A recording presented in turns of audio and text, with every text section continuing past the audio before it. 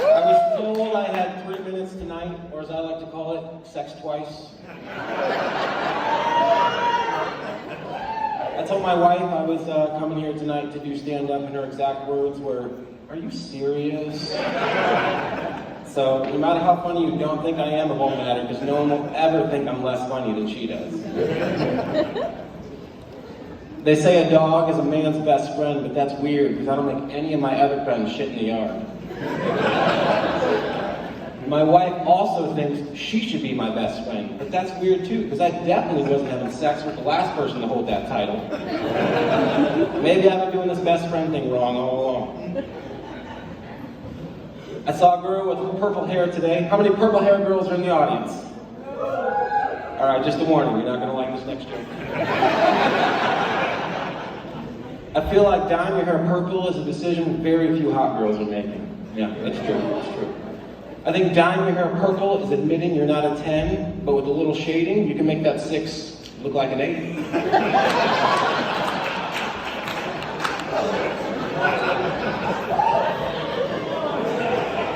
I love how we tell our kids that beauty is on the inside, but if I tell a girl she's not beautiful on the outside, all of a sudden I'm the asshole.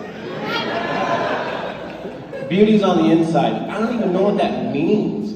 It's like we're so shallow that all we can say is, "Hey, ugly girl, you see that pretty girl? That's what you look like on the inside." So anyway, that's how I compliment my wife now. I'm like, "Hey baby, you got a dump truck of an ass on the inside."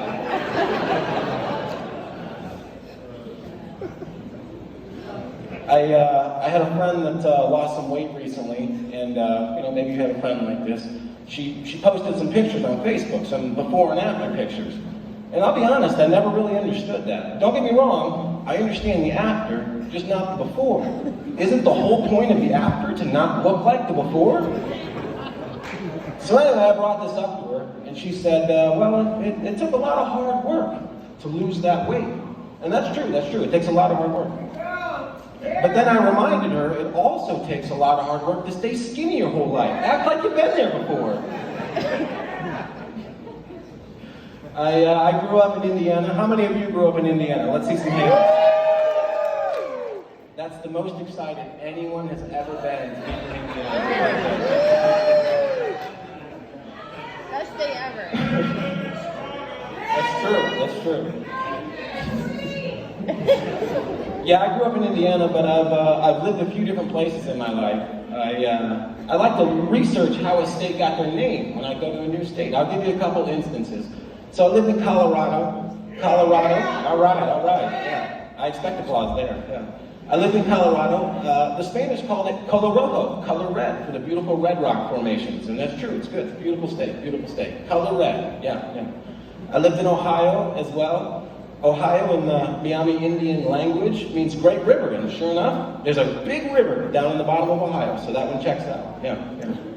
And then there's Indiana. They were like, well, we got Indians, fuck it, let's go with that.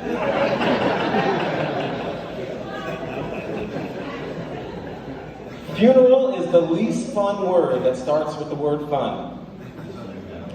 I came up with that joke because my mom recently had a brother die.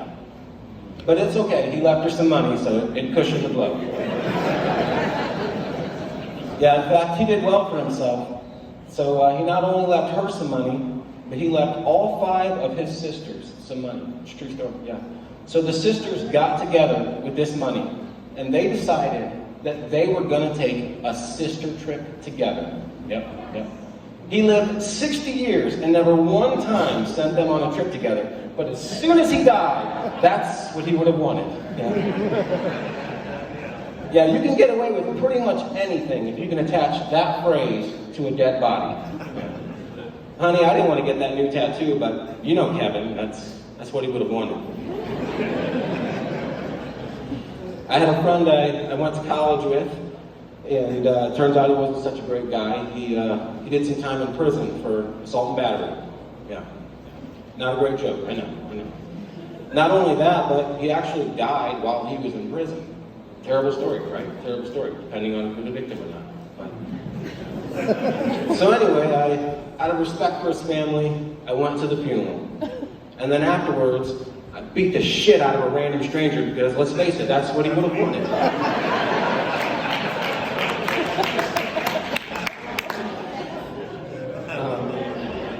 I don't know if I should have told that joke or not, but I'm not a good decision maker. That's why I only wear socks with an L and an R. Can't be left wondering if I did that wrong all day. Oh man, so I've gone a little bit longer than I thought I would tonight. That's what my wife calls birthday sex. But I'm gonna give it up for the next comedian, but give it up again for Susanna for putting this on tonight.